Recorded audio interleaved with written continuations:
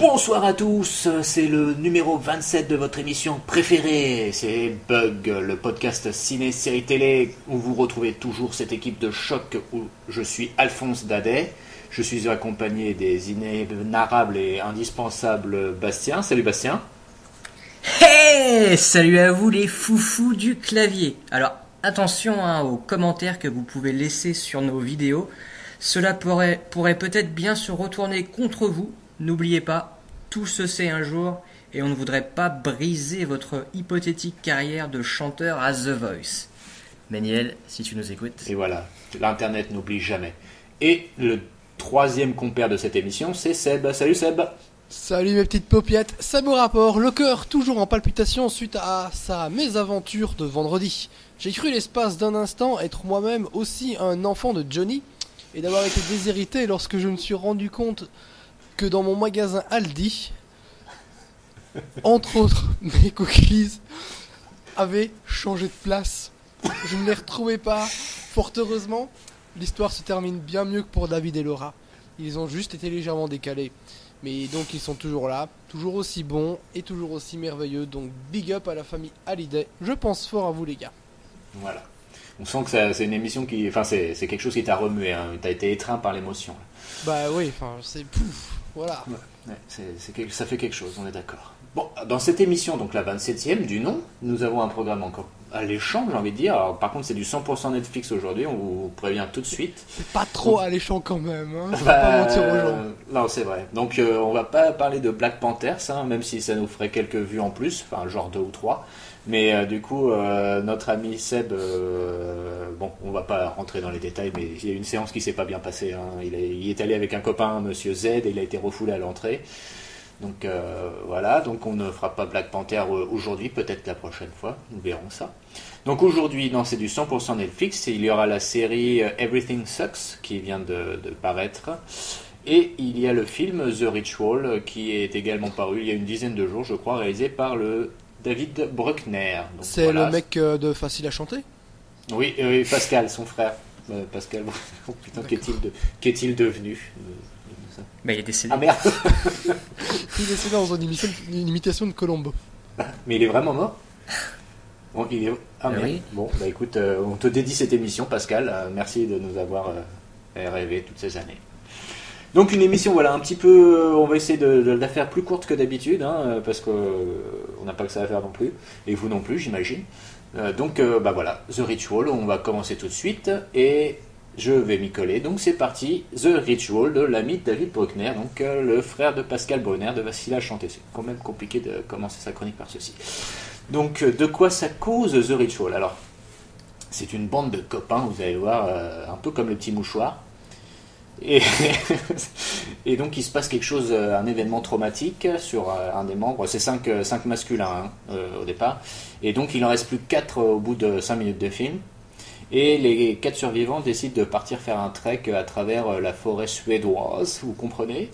Et donc pour honorer la mémoire du disparu. Et c'est comme vous pouvez vous en douter, parce que nous sommes dans un film fantastique, tout va se passer comme il ne le voulait pas. Il y aura des inscriptions sur les arbres et autres choses.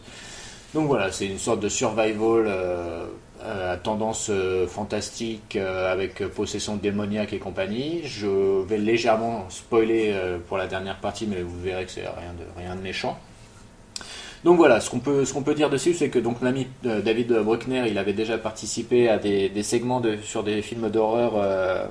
Donc il y avait VHS, il y avait le second, c'était The Signal. Enfin, il avait commencé par The Signal, après il a fait VHS. Il a fait un long métrage qui s'appelle Southbound, qui était déjà axé sur la sorcellerie et voilà, sur ce genre de mythe un peu religieux et dont on peut toujours avoir un imaginaire un peu particulier. Et donc là, il s'attaque à un autre, tout en restant dans la même veine, à un survival, donc plus avec une histoire, comme vous l'avez vu, très classique.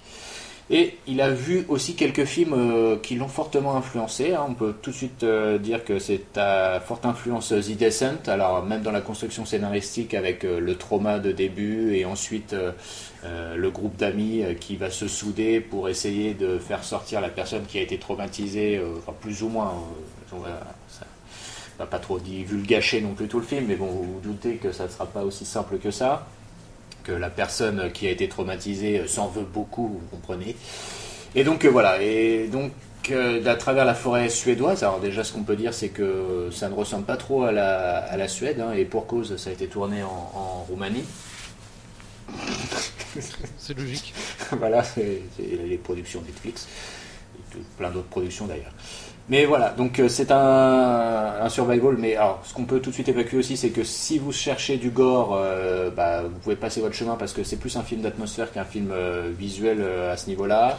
Bruckner tente et je trouve réussit plutôt pas mal à distiller une atmosphère un peu angoissante, un peu poisseuse, avec une très belle photographie. Je trouvais que la photographie était plutôt soignée pour ce film, la mise en scène était discrète et plutôt efficace. Voilà, il y a peu de surprises. Par contre, c'est un peu la stigmate principale des prods Netflix, un peu comme pour leur série. Les films aussi sont un peu touchés par ça, c'est qu'il y a un problème de durée, je trouve. Que même si le film ne fait que 1h30, il y a bien 20 minutes en trop. Et que malheureusement, ça tire un peu à la ligne du coup dans la deuxième moitié du métrage, et que qui plus est c'est pas très bien géré parce que le final est par contre je trouve un peu trop expédié à mon goût. Là où ça devient un peu plus intéressant et un peu plus original, finalement ça va trop vite et la mythologie a pas le temps d'être développée. Donc là je vais rentrer un peu dans le spoiler parce que la dernière partie on a une sorte d'entité fantastique qui ressemble à une sorte de cerf géant, Serge Reggiani géant, et qui est donc une représentation d'un dieu païen suédois, hein, on peut comprendre ça comme ça. Et voilà, c'est quelque chose qui est plutôt intéressant, que pour le coup plus ou moins original quand même, qu'on a peu vu au cinéma. Et malheureusement c'est très vite évacué, très vite expédié, le final est très abrupt et du coup on reste un peu sur notre faim à ce niveau-là, là où le film devrait s'épancher un peu, peut-être par manque de moyens ou je ne sais quoi, peut-être par manque aussi de confiance, parce que Bruckner est quand même il est quand même neuf dans le métier, il n'a pas encore je pense pleinement confiance en ses moyens, il va un peu vite là-dedans, malheureusement, mais le film, si je peux dire, est quand même plutôt bien efficace. Non, on ne va pas dire qu'il est bien foutu, je reste mesuré parce qu'on ne va pas crier au grand film, loin de là. Si je dois vous donner un conseil, si vous avez vraiment 1h30 et que vous cherchez un film efficace et relativement solide, vous pouvez y aller. Si vous avez autre chose à faire, franchement, évacuez-le parce que c'est pas non plus complètement foufou. Ce qu'on peut dire, c'est qu'il est quand même, les personnages sont quand même pas trop mal écrits, ils existent. Au moins pour le personnage principal, les autres sont quand même beaucoup plus faibles, mais il y a une raison à ça aussi. Voilà, c'est pas vraiment le haut du panier, c'est pas le bas du panier non plus, mais bon, voilà, honnêtement, il y a pire. C'est quelque chose qui se laisse plus ou moins regarder si vous avez le temps. Seb, je sais que tu l'as vu. Ouais, moi j'ai été particulièrement surpris de voir Steven Seagal faire un caméo, ça m'a un peu sorti du film. Ah, il y a Saumon Agile. Ouais, bah oui, ça a été tourné en Roumanie, il est toujours dans le coin. Ah, c'est vrai. Ça, si tu regardes très attentivement, il passe sa tête derrière un arbre à un moment. Je pense qu'ils vont confisquer son passeport. Non, mais voilà, en vrai, c'est un peu naze quand même. Hein. Parce que avant de voir le monstre ou la bête ou je sais pas quoi, faut quand même attendre 1h20 quoi. Il y a des mecs qui sont dans une forêt qui parlent, ils font chier, avec un peu de mystère et des disparitions. J'en avais un peu rien à foutre. Donc voilà. Moi j'imagine que quand t'es acteur et que tu reçois ce genre de scénario, soit t'en as vraiment rien à branler de ta carrière, soit t'as besoin de bosser, de payer tes impôts, et je vois pas d'autre explication. Donc voilà, si vous êtes amateur du genre, ça fait toujours, j'aime pas ce genre de phrase, ça fait un peu connard. Ouais. Mais ça colle bien avec le personnage que je suis. Non, enfin, il faut vraiment être fan de ce genre de trucs pour en dire du bien, parce que moi perso j'en ai rien à branler, rien à branler du début à la fin quoi. Bon, il n'y a rien qui t'a intéressé? Non, j'aime assez bien Rafe Spall, même s'il fait pas grand chose de très intéressant. Je parlais de lui quand je parlais d'acteur qui fait un peu n'importe quoi avec sa carrière. À mon avis, il reçoit pas des trucs super intéressants non plus très souvent, donc ça fait du bien de le voir travailler comme ça, de savoir qu'il va pas aller s'engager chez McDonald's ou ce genre de conneries. Mais je l'aime vraiment bien en plus le gars quoi. Mais voilà. Mais il est pas mal dans le rôle, franchement. Non, mais il est souvent très bien dans les films. C'est juste que je pense qu'il mérite mieux, mais qu'à mon avis le mieux n'arrive pas à lui quoi. C'est dommage. Peut-être que justement c'est le genre de projet qui a avec une visibilité intéressante vu que c'est pas sur Netflix qui peut peut-être améliorer sa réputation, je ne sais pas. Ouais. Parce que, par contre, très honnêtement, les 3 autres mecs du casting, pour moi c'est des inconnus purs. Ah oui, clairement. J'ai jamais vu. Donc voilà, mais voilà, comme je vous l'ai dit, pour moi il y a du Zidane dedans, il y a un tout petit peu de projet Blair Witch pour voilà, mais bref, c'est pas un found footage, hein. Mais pour le côté un peu sorcellerie, choses bizarres qui se passent dans les bois, voilà, c'est un peu les 2 références, je pense, majeures du film. Mais bon. Bastien, tu avais très envie de le voir, hein. Tu nous as dit ah mais mince je l'ai pas vu, je vais pas pouvoir en parler, c'est décevant. J'avais déjà commencé à avoir des avis un peu contraires au premier que j'avais vu où c'était plutôt élogieux, et là ça y est, il y a un peu le retour de bâton qui arrive. Ouais. Donc après c'est quand même assez rare de voir un film d'horreur plutôt efficace, donc c'est déjà quand même ça je pense, même si j'ai pas vu le film. Mais... Ouais. Alors, je sais pas si on peut peut-être que je vais le tenter. Je sais pas si on peut vraiment le qualifier de film d'horreur, comme ouais. Enfin, si, quand même, mais bon, voilà, c'est pas, comme je disais, c'est pas un film avec de l'effet gore à outrance, c'est vraiment plus un truc d'angoisse avec une atmosphère un peu particulière. Et c'est vrai. Je pense que Bastien va adorer. Ah, mais c'est pas Ghost Story. Sincèrement, je le pense, parce que quand je vois l'indulgence dont il fait preuve face à Manhunt, Una Bomber, qui était quand même un gros truc sans intérêt, je pense qu'il va aimer. Voilà, comme ça j'ai taclé vos 2 trucs. Je suis content. Oh, alors attends, on reviendra là-dessus parce que je me suis lancé dans Manhunt, Una Bomber. Bon, pour l'instant, j'ai regardé que le premier épisode, mais ça m'avait pas l'air d'être si mauvais que ça. On reviendra là-dessus. Mais non, voilà, pour The Ritual, comme je l'ai déjà dit, c'est vraiment dommage que la dernière partie soit assez vite expédiée parce que là, le film aurait pu atteindre quelque chose de plus intéressant, mais peut-être que dans The Ritual 2, voire 3, voire 4. Si jamais il y en a, point de doute qu'ils développeront cette mythologie. Peut-être qu'à un moment, ils mangeront des Chris Prolls, ou qui rendront hommage au fondateur d'IKEA, qui est décédé il y a peu, ancien membre des nazis. Mais tais-toi, je fais l'émission, là. Putain, il y a Kevin Feige qui arrête pas de me faire chier à dire des trucs saloperies sur vous. Kevin Feige, arrête de parler, maintenant. J'ai dit le truc, c'est bon, arrête. Il est chiant, lui. Et désolé Kevin. Mais sinon, qu'est-ce que t'entends par chanter en arabe par les temps qui courent c'est pas le moment, quoi. Écoute, tu as le rôle du sexiste dans l'émission, j'ai celui du raciste. Ça arrive, voilà. Tony est l'homophobe. Je comprends pas où va cette émission. Très bien. Eh bien écoutez, nous allons passer tout de suite à la 2e chronique, ça va très vite aujourd'hui. Everything Sucks, donc la série. Je laisse Seb s'en charger. À toi Seb. Ouais, je vais commencer par vous raconter un peu les coulisses de l'émission, en dehors du fait que Kevin Feige squatte mon appartement. Depuis mardi, je suis un peu malade.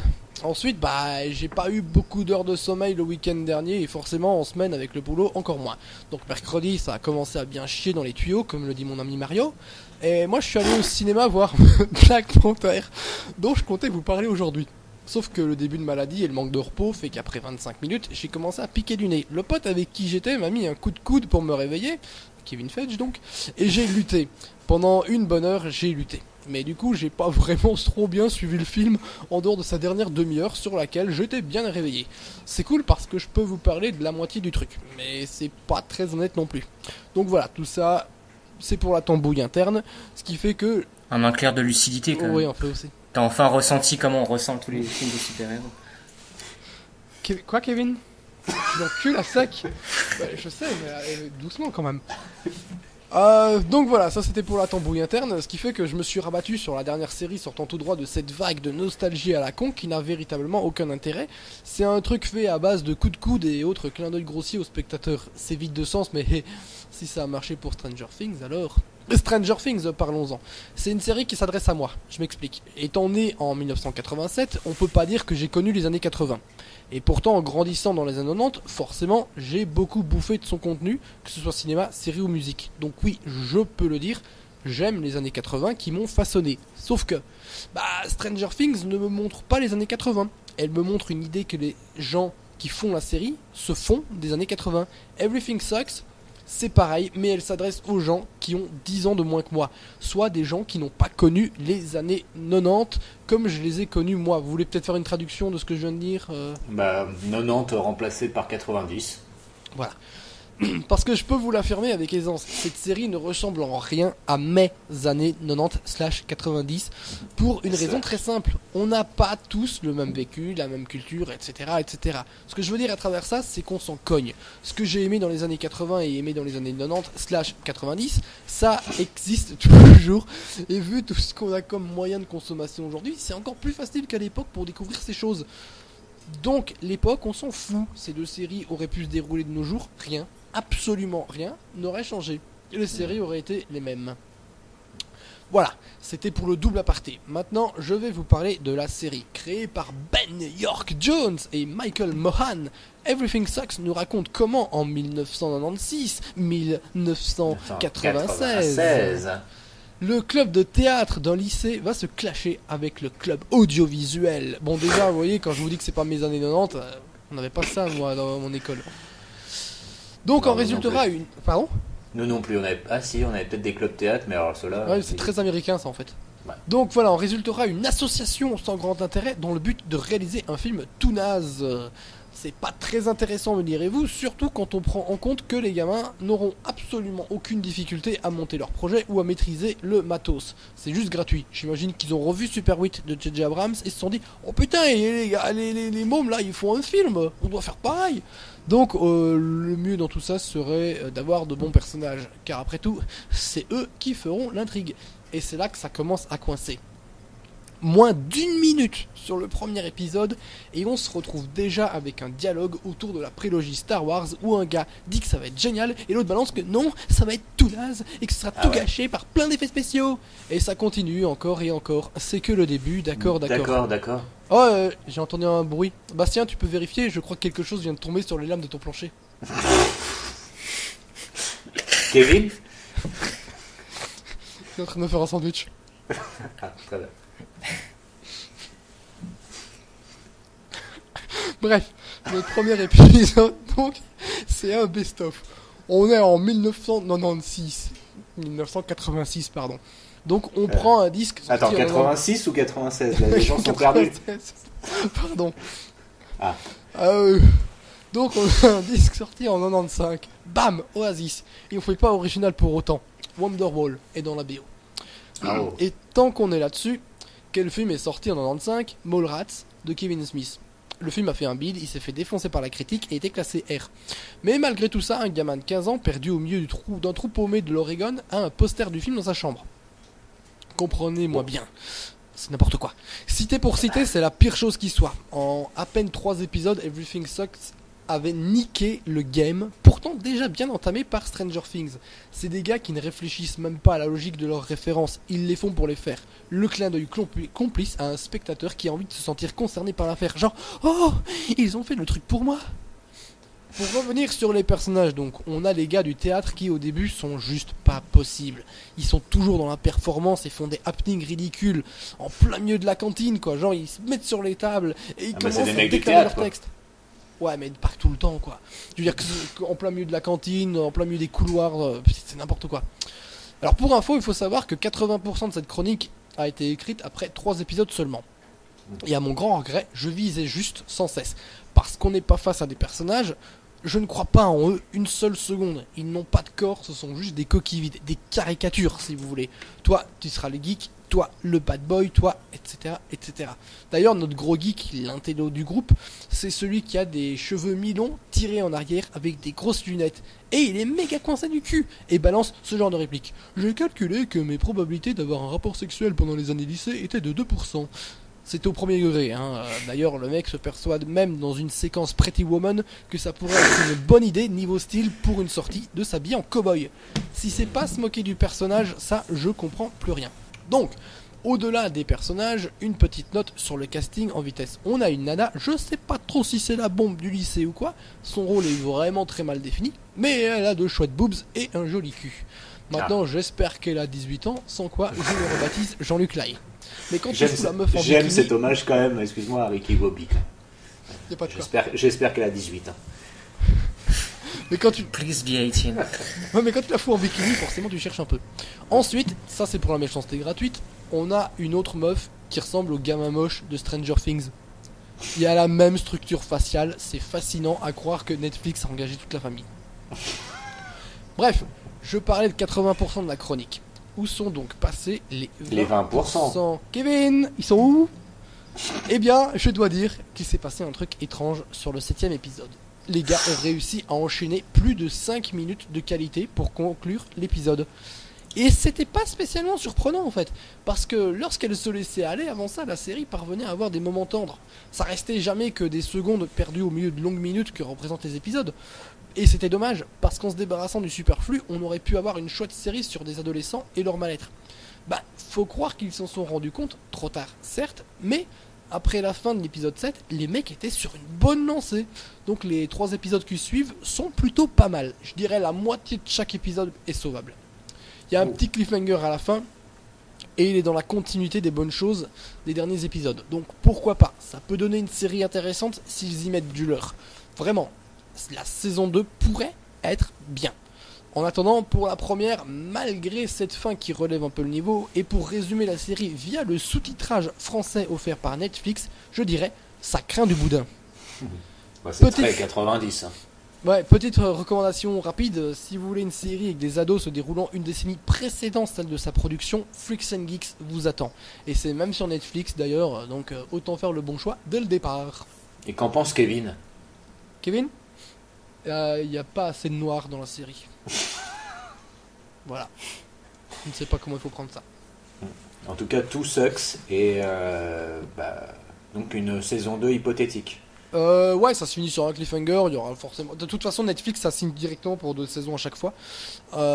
Après, je critique, mais ça se regarde assez vite. Hein. L'épisode le plus court fait 23 minutes, le plus long 27, et généralement c'est aux alentours de 23-24 minutes. D'accord. Ça se regarde sans trop de déplaisir non plus. T'as pas la haine, t'as juste un surplus de références qui est vraiment merdique. C'est très très lourd, cette espèce de connivence attendue avec le public. Ensuite, comme je disais, le héros de la série qui a un père absent, ça représente, je sais pas, les 10 secondes par épisode par moment où il regarde des cassettes vidéo de son père qui s'est barré. Et, d'ailleurs, c'est ça qui devient vraiment intéressant sur la fin.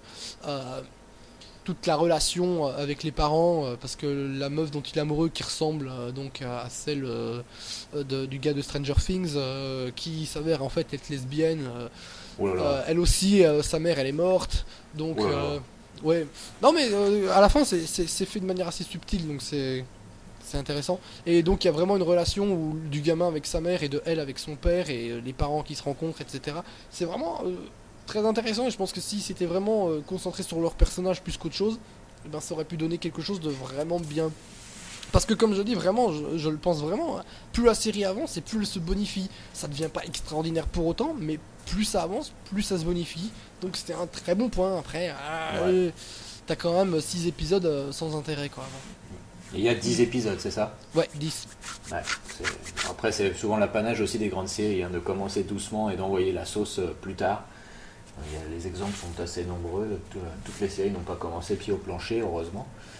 Et n'ont pas grillé toutes leurs cartouches dès le départ. Bon, alors, par contre, j'ai quelques questions du coup à te poser, vu que c'est les années 90 et qu'on les maîtrise plutôt pas mal. Est-ce qu'il y a une référence à genre Pulp Fiction? Non, pas Pulp Fiction. X-Files? Je crois que j'ai cru... Non, je pense pas. Non, à un moment, j'ai cru qu'il y avait un t-shirt avec Gillian Anderson, mais en fait, c'était Tori Amos. Ah ouais. Mais il y a Tori Amos qui a un concert dans la série et tout. C'est fou. Ah ouais, quand même. Et d'accord, pourquoi pas. Je suis quand même un peu troublé du coup. Bastien, une petite réaction sur Two Sucks? Du coup, quand il a parlé de l'absence du père, ça m'a fait penser à The End of the Fucking World, où pareil, ça joue aussi là-dessus, sur la fin de la série, avec le personnage de la fille qui retrouve son père qui s'était barré. Je sais pas s'il y a des similitudes entre les deux séries du coup. J'ai pas regardé l'intégralité de End of the Fucking World, ça m'a vite exaspéré.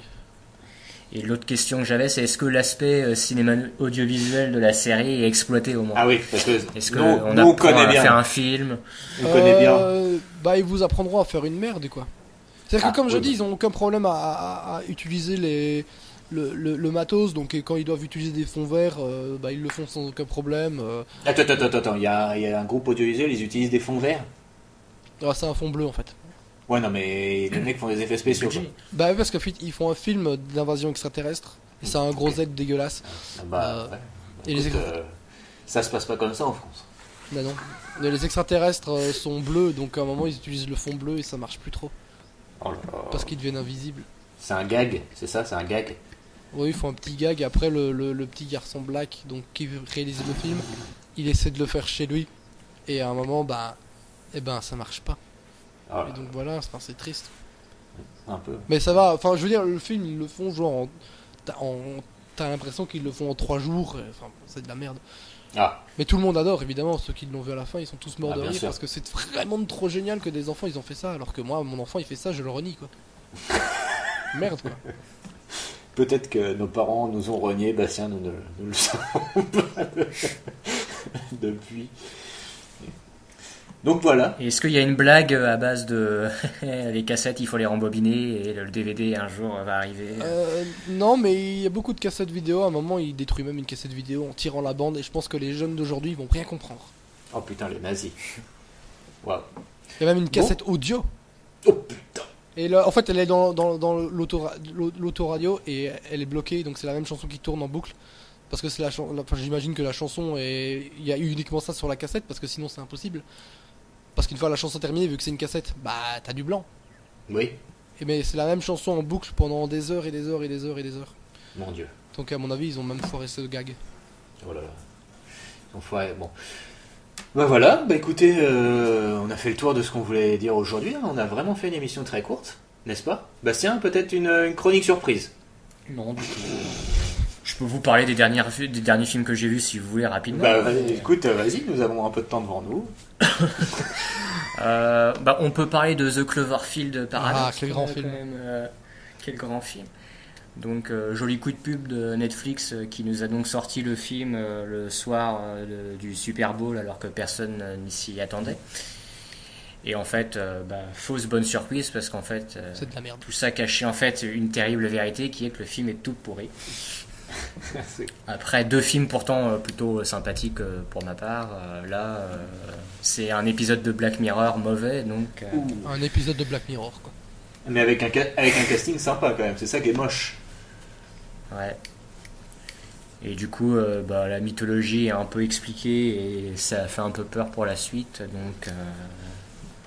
On sait pas trop comment ils vont rattraper le truc mais.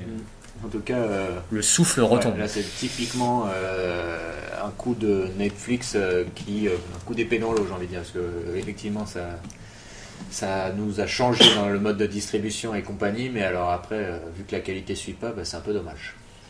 S'ils avaient fait ça par exemple pour le film de Scorsese, qui sera peut-être une merde, on ne sait pas, mais bon là pour le coup ça aurait fait trembler du cul dans les chaumières. Ce qui était génial, c'était de voir les réactions, quoi. À 1h du matin, t'as tout le monde, oh putain, mais c'est un coup de génie, c'est absolument génial. Et quelques heures plus tard, putain, c'était vraiment de la merde. Ça commençait à fuiter, effectivement, juste avant le début du Super Bowl. Moi, je me souviens d'avoir vu les premiers tweets qui disaient apparemment, il y aura un spot à la mi-temps et le film sera disponible tout de suite à la fin du match et compagnie. Enfin, ça commençait à bruisser assez rapidos, mais ça a quand même été une surprise assez folle. Après. Voilà quoi, ça suit pas, c'est un peu dommage.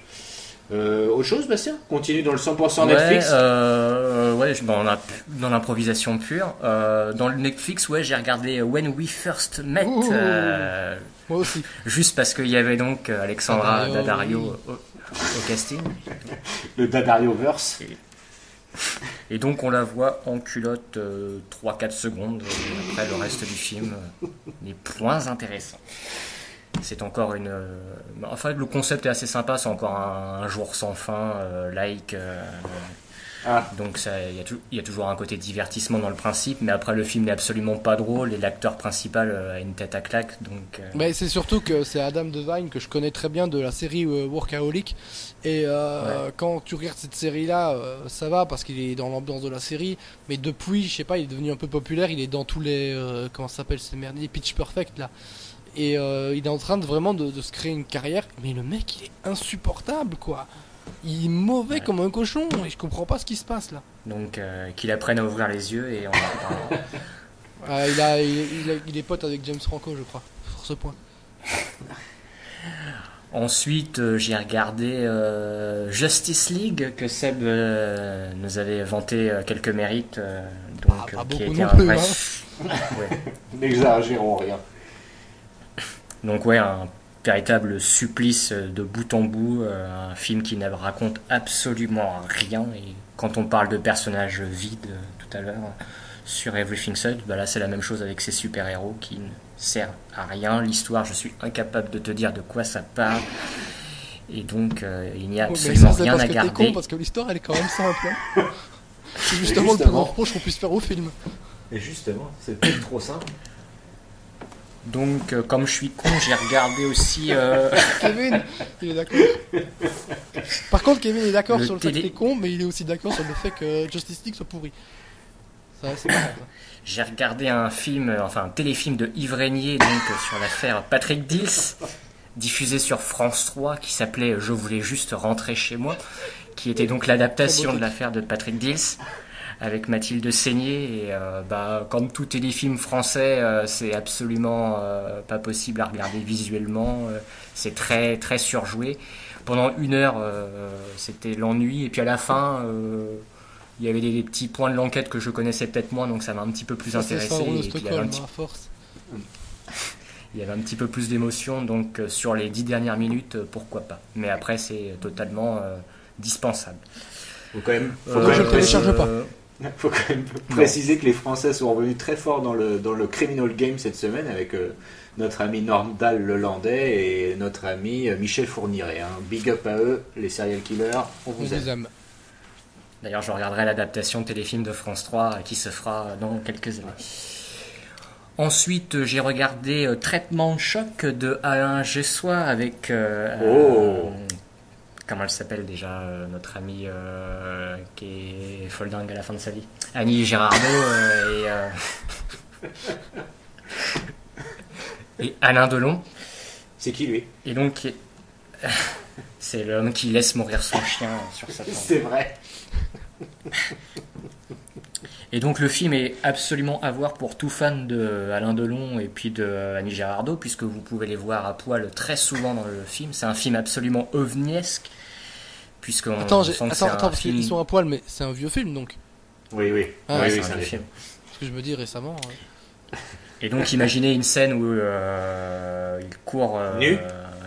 une espèce de secte pour rajeunir en fait, qui vivent donc entre eux, et donc ils courent sur la plage tous à poil, et donc tu vois la bistouquette d'Alain Delon courir sur le sable, et puis après dans l'eau, et puis ils se tripotent tous un peu. Aïe, ça pique. Et puis Annie Girardot, à l'époque, on sent qu'elle voulait montrer ses seins, mais en même temps elle met un peu le bras dessus, alors qu'il n'y a pas à le faire dans la vraie vie. Donc, Ça assume pas. ça assume pas trop. Mais après, on voit tout hein, quand même. Donc, sur Mr. Skin, je pense que... Ça, c'est pour les auditeurs jeunes qui vont pas comprendre la blague. Ah, moi je comprends pas, je comprends pas, Mister Skin. Puisqu'on est dans la bonne humeur et la joie de vivre, j'ai regardé Happy End de Michael Haneke aussi. Oh merde. Et l'ami Haneke, c'est plus possible là, depuis quelques longs métrages. Hein. C'est même peut-être pas possible pour Seb tout Oui. court, mais Mais attends, le ruban blanc c'était très bien. Bah, je me suis masturbé Ah, la je semaine pouvais dernière dire. sur ce film. et donc ouais, Happy End, non. L'ennui total aussi pendant tout le métrage. Mais par rapport En plus, il a par rapport à Justice League, qu'est-ce qui est le pire? Bah, je sais pas trop. C'est l'extrême, et en même temps, justement, c'est le même degré de joie en regardant. Mais En plus, il a la très bonne idée, Haneke, de filmer des scènes au téléphone où tu vois des messages écrits textotés, mais en plus, c'est écrit en tout petit. Donc, ah là là, vivement sa série télé, franchement je l'attends tellement. et puis, il y a pas de bistouquette dedans, donc Pas de point. c'est dispensable. J'ai regardé aussi Blade Runner 2049 Oula. de 2009, ça y est, je l'ai enfin casé. Et j'ai trouvé ça plutôt moyen, honnête. En fait, j'ai pas envie de le défoncer parce que je trouve ça tellement plus intéressant que la Justice League par exemple et plein d'autres Gueule. films. Kevin. Quoi, Kevin? Je peux pas dire ça à l'antenne, il y a des gens qui écoutent. Hein. Non, je le dirai pas. Arrête. Hé, tu m'as mis dans le cul. Pardon. Je suis là. Et puis, ouais, le problème de Blade Runner, c'est que ça raconte pas grand-chose au final sur ces 2h40, effectivement. Après, visuellement, le film est très intéressant. Il y a quand même la scène finale que je trouve d'action Tire ta casquette pour voir. très réussie. Le combat dans la flotte avec la nana est réussi. Ryan Gosling, c'est un acteur qui devrait définitivement jouer que des films comiques parce qu'il a vraiment une tête d'ahurie quand il doit faire le mec concerné et profond, et donc ça colle pas trop au film.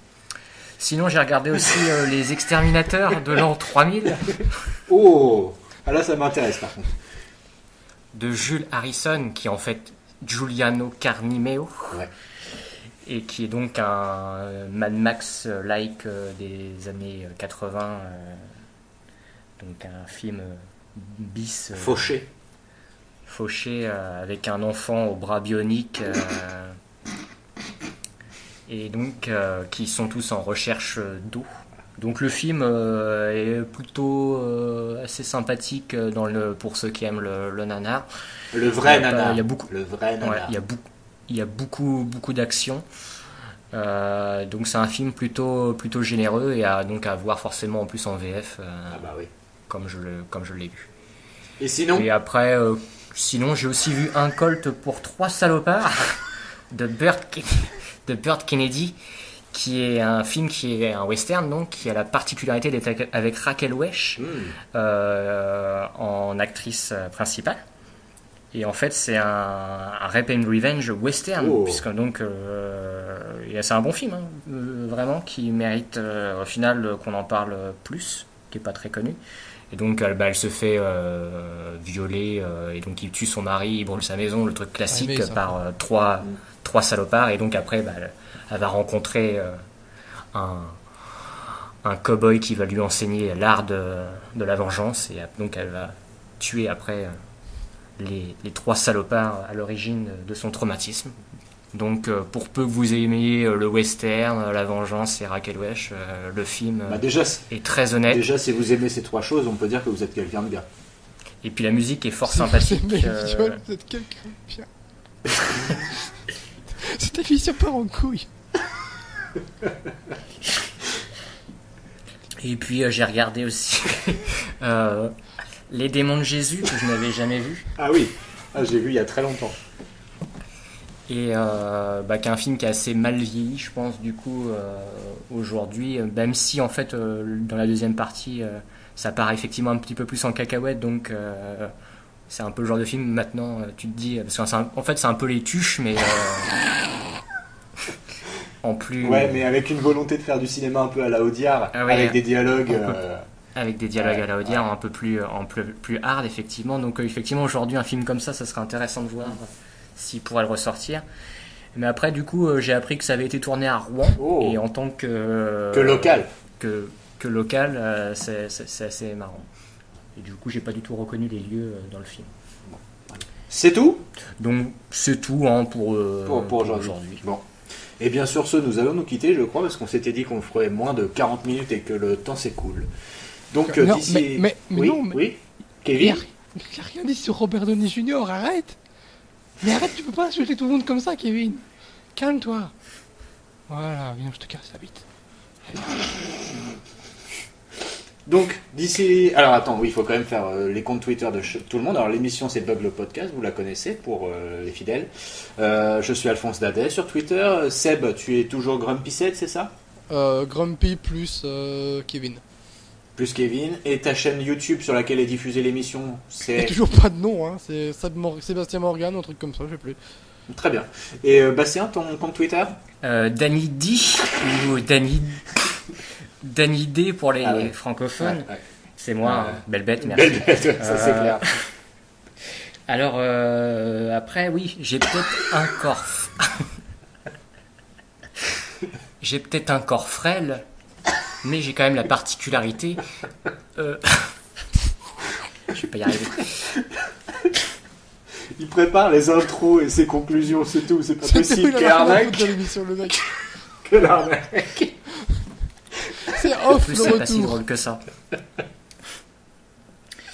Oui, donc j'ai la particularité de pouvoir toucher mon nez Avec avec une partie de mon corps qui n'est pas mes bras et qui n'est pas ma langue.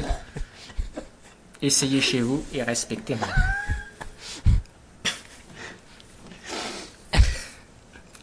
À dans 15 jours. D'ici là, portez-vous bien, pardon.